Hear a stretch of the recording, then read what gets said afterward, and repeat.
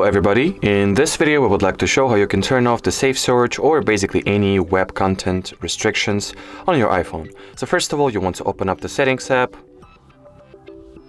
Here, open the Screen Time category.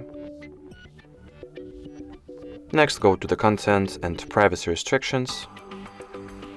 In here, go for the Content Restrictions, enter the current Screen Time passcode, and just below the Web Content section, enter the Web Content category. In here, all you gotta do is to select Unrestricted Access, and that will effectively mean that you have successfully turned off all web content limitations as well as the Safesearch.